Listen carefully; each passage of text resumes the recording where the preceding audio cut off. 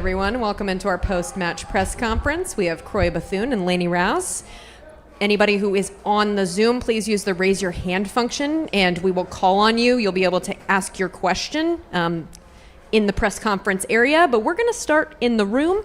We're going to start with this guy, and please state your outlet and your name, please. Thank you. I'll do that in reverse order. Daniel Sperry, Kansas City Star. Just if you guys could kind of tell me what happened there between the first half and the second half, maybe I guess halftime talk. Seemed like you guys came out in the second half and really kind of took it to them for a while there. What was the big difference? Yeah, I feel like we realized that we were kind of hurting ourselves in a sense. They were giving us a lot more time than we realized, and we were analyzing where the spaces were and the pockets and wide and just kind of like emphasizing going at them in the second half. I feel like that's kind of what we realized in the plan. I was going to say, I also feel like in the second half, we were going in with a lot of belief. That was kind of the message at halftime, like be aggressive, be on the front foot, go at them. And I think that that's what we tried to implement a lot in the second half. And then was it maybe, I guess, in like looking back on that first half, you mentioned belief, but was there a reason for maybe a little bit of tentativeness and like you said, like that thinking you were rushing yourselves, I think. What kind of contributes to that in a game like that at the start that kind of gives that first half that you had? You know, it was a big game. Like, we're playing against a very good opponent, but I think at the end of the day, we just got to remember who we are. This is our home field, and I think that's kind of like the mindset we put in the second half to like kind of go after them more because it's our turf. Yeah. First career assist. You and Haley really kind of pinned him in there and won that ball. What were you thinking on that cross as you kind of sent that into Croy for the? I literally was thinking, get it in there. Like, I know Croy finished that thing. Like, he had a great shot first time. Like, amazing. Couldn't ask for better. So.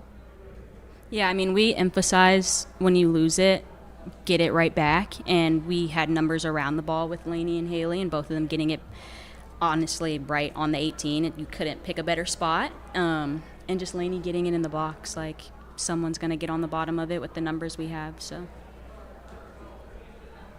Barely. PJ Green, KC Star.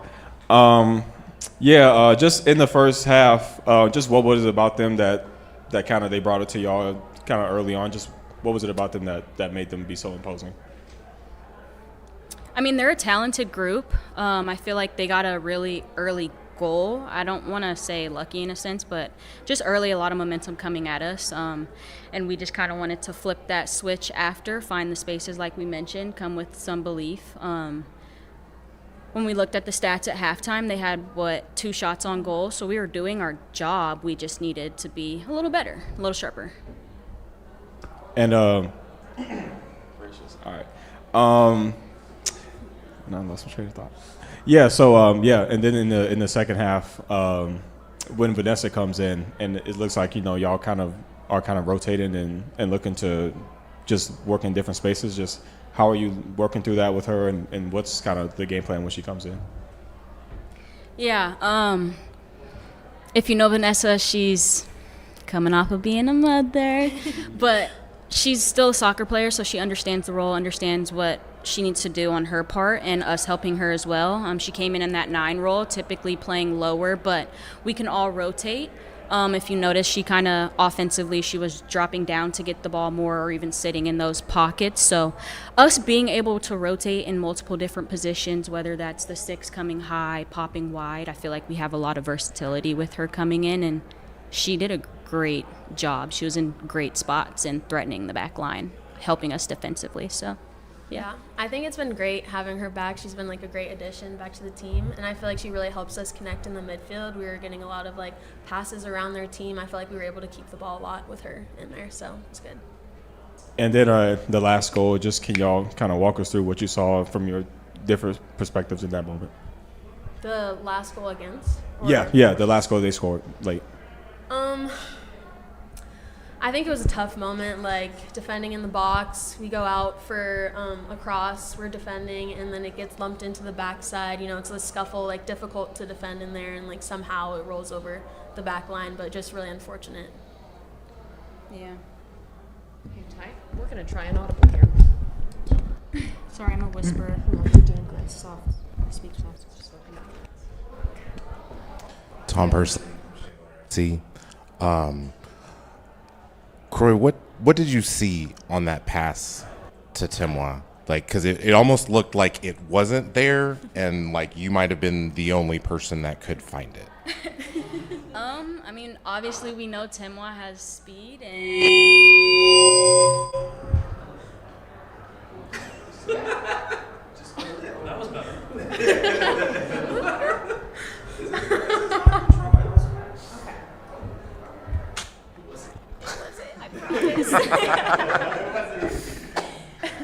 yeah, Timoa has speed, but I honestly saw a lot of space. You don't necessarily want to hit the player at their feet if you know there's a lot of space around. So just play it where the defense can't get it, and she will. So I just saw her dragging the middle, space wide, wrap it around. She'll get there, and she got there. And Laney, for you, I know in previous matches, Haley has actually talked about playing with you in college. It seemed like you all did a really good job of like whoever was on that right flank for Wave, just kind of limiting the amount of chances that they have. What kind of chemistry has that? Do you and Haley have, just being able to say that you've played together in college and now being in the pros together? No, Haley is an amazing player to play with. I know she's always going to give 100% every single time. It was like that in college, and she's still like that here on the pro level. And so I just know that like she's going to go battle, and like I'm going to go with her, and we're going to lock down our side. So it's been great playing with her here. All right, we've got time for one more. TJ, do you want to wrap it up?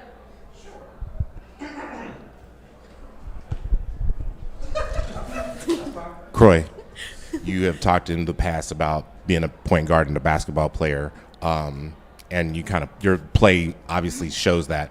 If you had a point guard comp in the W now for you, who is it? Dang, there's so many options. Oh, okay, top three, no order. Okay. Olivia Miles, Okay. bucket. Paige buckets, Okay. bucket. And then, OG? Sue Bird, come on. Okay. But like, I gotta throw Rike in there because she's a bucket. All right, on that, ladies, thank you so much. Thank you. Thank y'all.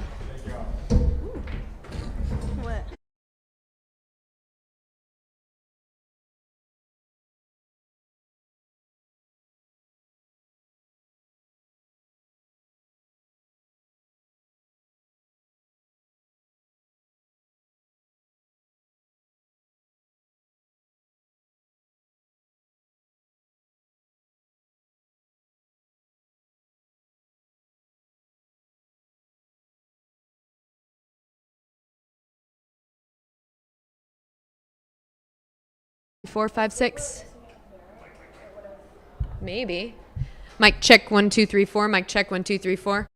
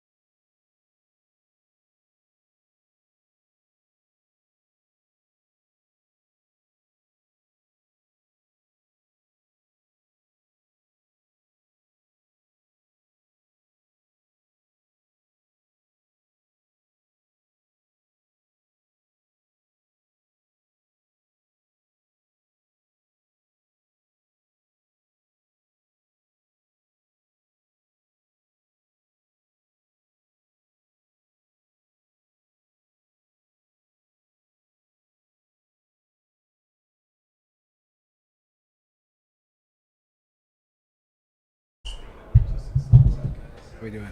All right, welcome back in, everyone. We have head coach Chris Armas here. Anyone on the Zoom, please use the raise your hand function, and we'll call on you to ask your question. But we're going to start in the room with, please say your name and outlet. Daniel Sperry of the Kansas City Star. Coach, wow. Just, you guys seemed to flip the switch when you came out of halftime. I think, what do you think was the difference in that second half versus the first half for you guys? Well, the start of the game, I mean, if you could remove the very, very start and the very, very end, we had a lot of control in the game and things were played on our terms. But, when you play against a good team like San Diego and they've been good on the road, you take the first punch, and now it's an uphill battle. And we stayed with it in the first half, where we didn't concede too much, but we were probing. We had moments. Even I think it was at the half we hit the crossbar. We were going after it. So what we wanted to do at halftime was just ramp things up even more. We thought that there was going to be chances to be had if we can create more turnovers, be better in the high press, be better in the mid block, and we were. We were better in our counter pressing to sustain attacks. So I think in the second half, it really looked and felt more like us, where we can overwhelm teams and force mistakes. We even made some adjustment at halftime. We were getting our sixes on the ball out wide, kicking out our sixes, we say, and then we were now equally dangerous when we had the ball. So we thought the second half was excellent, response against, again, a good team. And to give San Diego credit, they pushed at the very end and they forced a coincidence and they lumped one, off a second phase and corner kick or get into the box. And it's unfortunate for us that we don't get all the points, but that second half I think was pretty damn good from our group. Well, a little bit too after the hydration break, and you guys were pushing for a third for a while there after you got the second, but maybe at the hydration break it kind of changes a little bit. It didn't feel like you guys were creating as much chances. How much of that was San Diego trying to get themselves back into the game, or do you feel like maybe you guys could have pushed a little bit more for that third over that stretch? Listen, in the hydration break, we talked a lot about just staying aggressive in our mid block and to not play the game where you just can concede pressure. As you can even see in the World Cup, teams just go to a five in the back. They just start conceding pressure, taking pressure, and then you got to put out fires. So no, it was about controlling space, continue putting pressure on the ball, and we actually did. They gained a little momentum around the 83rd minute, and it was a little bit of a shift there, a couple of corner kicks, but we had to make probably one more play, but I think it was a really good response from our team after going down a goal. Again, it could be demoralizing. Our team once again shows real character to stay in it and to really, and there was a parts of that second half that we were moving the ball, they were chasing shadows a bit. You could see the effect Vanessa DiBernardo had on the game. We thought to put her in would help us even create one more false nine midfielder. She brought real control. You can see Temwa gets a big chance mid-goal, center of the goal, which, we tried to keep attacking and just had to put out one more fire, but, yeah. PJ Green, KC Star. You talk about Vanessa's impact, and, I think her and Rocky they instantly impacted the game and kept it going. Just what did you see that you wanted Vanessa to play that way, and just like keeping the front line rotating like it always does? Yeah, well, listen, if you have Deb out there, you can see the quality she brings, and Temwa, who's a winger, but she's more, we call her striker, not to play on the wing, that she plays more interior and high, and you can see that it pins back two players almost all game. You can see the right back and center back, they're right there, which then creates space underneath that Deb can operate in. You can see the way she is comfortable, almost like 2 10s in there with her and Croy. And now that was working, so we said, we had Gianna, we had other players we can bring in, but we thought to gain more control in the game, Vanessa could come in and operate in those pockets, which she did. So what she brought was her quality, her intelligence, her decision-making, the weight of her passes, the timing of her passes. She really did a nice job. And her minutes went from 15 to 30, and we're getting her going here, which is great. And then I think those were the only 2 subs that y'all used. Just what was it about the lineup that you saw was working, and did you want to bring some more subs in? Yeah, it's. We were thinking earlier about some subs, Penelope Hawkins. We had lots of options there. When you get the goal, and Haley Hopkins is someone on the right-hand side that we're saying, okay, a Penelope or an Amelia, even Croy Bethune. Like, we can bring in Gianna, but the sub then is Croy, and Croy was still so effective.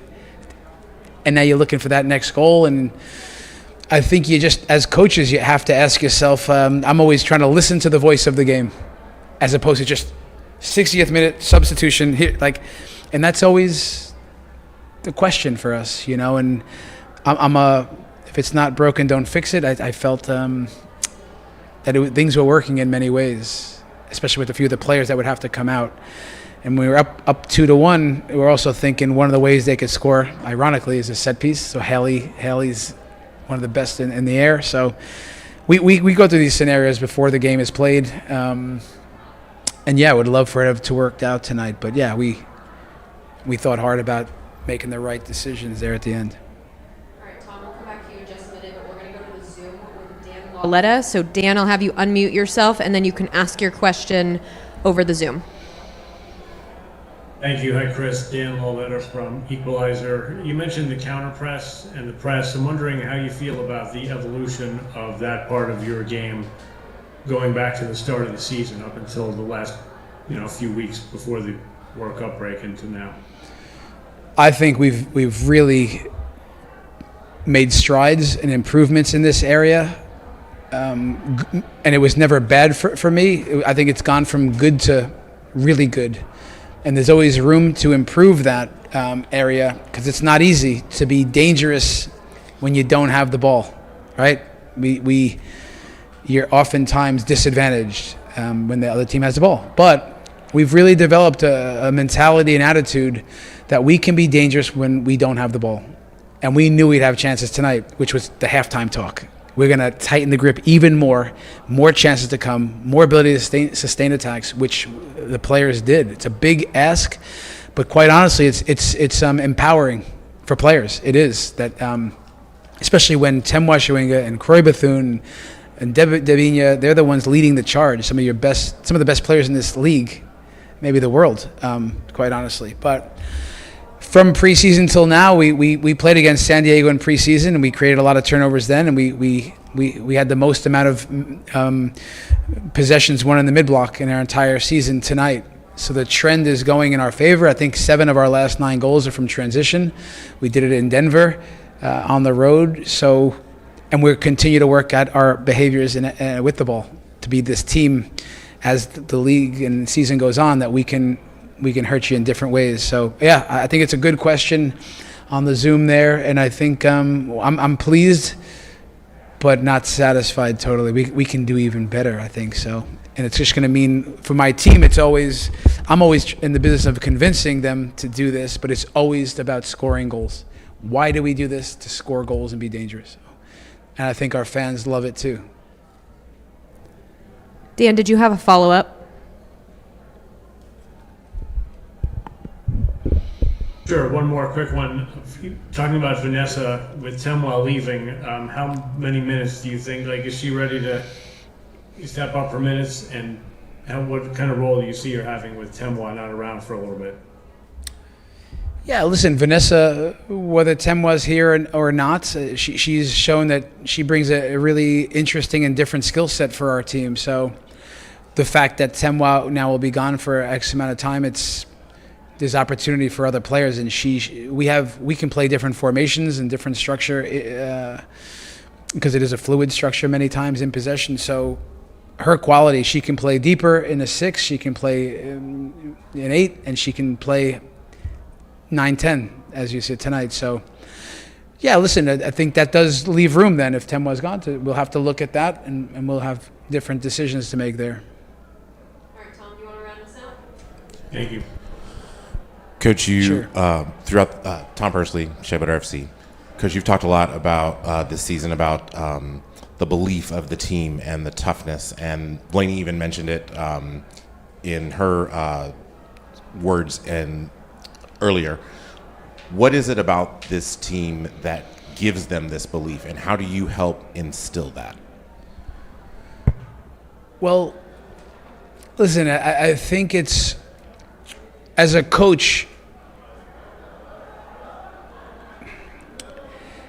you know, it's, you have this idea of how the game should be played, right? And I'm then in the business of proposing a way of playing.